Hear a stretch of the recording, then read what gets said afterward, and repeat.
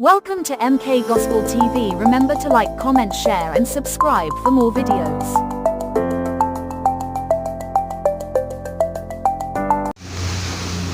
Ndio, ni safari ya utalii kwenye ziwa Nyasa. Ni safari ya utalii kwenye ziwa Nyasa.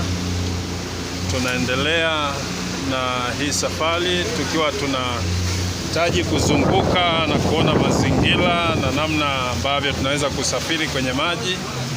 Tupo na captain wetu hapo. Tuendelee kumsikiliza. Jamani, sikilizeni sasa. Sikilizeni jamani. Tunapotalii tunatakiwa kujua maelezo ya kitu ambacho tunatalii, si ndio? Ndio. Tuko katika ziwa Nyasa. Ndio. Hili ni ziwa ambalo liko katika bonde la Ufa. Ndio. Ni ziwa ambalo linakadiriwa kuwa na kina cha zaidi ya mita 700.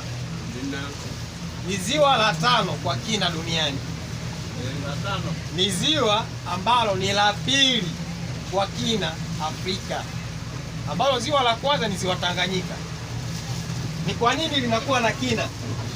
Ni kwa sababu ni ziwa ambalo liko katika limefikiwa na bonde la Ufa.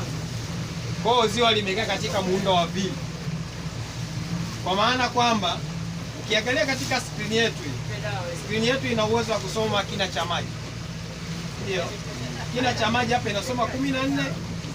Tunapoendelea kwenda utaona inaongezeka 15 inaenda, ndio. Kwa ni ziwa ambalo ni maziwa kati ya maziwa hatari. Kwanza na mawimbi makubwa, pili na upepo. Sababu gani? Katika bonde la Ufa upepo ni mkali zaidi, kwa sababu kipenyo kinakuwa ni kidogo, lakini upepo unapita kwa kasi. Kwa hiyo ni upepo ukiwa mkali, ni ziwa hatari sana. Ndio maana ukiona mvuvi aendi, basi wewe ambaye sio mvuvi usiende. Jambo mwingine limesababisha maafa sana. Na hata vyombo, hata kama ni hivi linabebwa linatolewa nje kipindi cha upepo. Kwa kama halina nanga nzuri, ile inatoka nje.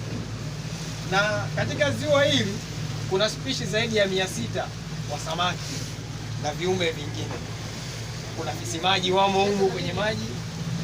Kuna samaki wale wa mapambo, na wale samaki wamekuwa wakisafirishwa, wakivuliwa na wataalamu wanaozamia na kusafirisha katika nchi za Ulaya ambayo ni Ufaransa, Ujerumani, Ubelgiji, na inasemekana ndio ziwa lenye samaki wazuri zaidi wa mapambo. Katika kisiwa chetu kile cha Lundo kuna maeneo ambapo tukienda tutaliweka boti, tunaliegesha, kuna mawe, tuna uwezo wa kuwaona wale samaki. Lakini kutokana na jinsi tulivyo na hali ya hewa na miundombinu yetu hatuwezi tukaenda. Tutakuwa hapa tukizunguka hivyo tukijifunza vitu vilivyoko karibu na sisi. Sawa. Kwa hiyo upande wa kulia hapo ukiangalia kuna mlima Mlima Tumbi. Mlima Tumbi ni moja ya mlima ambao uko chini ya mamlaka ya usimamizi wa wanyamapori. Sawa. Tunahifadhi ule mlima, wasikate miti na kutunza viumbe vilivyo katika upande wetu wa kusini.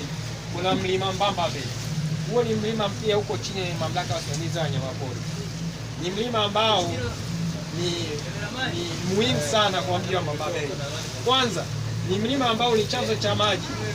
Ukiangalia upande wa pili wa huu mlima kwa nyuma kule, ukipita kuna bwawa. Ile bwawa lina maji. Yale maji chanzo chake yanatoka kwenye nini? Kwenye mlima. Na pia tunahifadhi miti iliyoko katika mlima huo, ili huo mlima upate kuwa ni chanzo cha viumbe hai kukua na kuishi katika eneo lile. Kwa hiyo jamani, karibuni sana. Na upande mwingine kuna kisiwa kingine kinaitwa kisiwa cha Mbamba Bay. Kisiwa ambacho tunakitunza kwa sababu ya uasili wake. Tunazalia samaki. Sasa samaki wanapatikana katika ziwa Nyasa. Jamani, karibuni sana, tutalii pamoja. Amen. Unaposema samaki kwa ajili ya mapambo na maisha, yaani wale samaki wa rangi. Sio kwenda kwenye aquarium. Yaani wengine wanakula, lakini watu wanawatumia kutengeneza aquarium zile. Makabati ya vioo afu wanafuga Mungu. Naam. Kwa hiyo wanakuwa kama mapambo. Ukienda kwenye nyumba ya mtu unakuta mapambo kawaida. Kwa jamani, na upande wetu wa mlima kuna bandari yetu. bandari ya Mbamba Bay, duka la Swai kwa chini kwa jina Swai, Ndio tumepata maelekezo kutoka kwa mwongozaji wetu na ametuambia hili ziwa kina chake ni kama mita 700, lakini hadi hapa tulipo kwenda chini ni mita 31 kama screen 32 kama skrini yetu inavyoonyesha. Kwa tupo tunazunguka hapa ili tuweze kuona namna ambavyo Mungu ameumba dunia na namna ambavyo viumbe wake wanaishi katika maji haya, na sisi tunaendelea kufurahia uumbaji wa Mungu. Mungu akubariki, na wewe tunakualika siku moja uweze kuhudhuria. Hawa ni vijana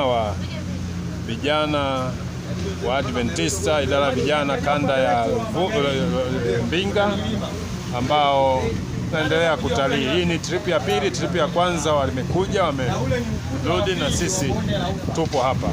Mungu akubariki. Kwa ni ukuta wa pili wa bonde la Ufa. Ukiangalia upande wetu wa mashariki unakuta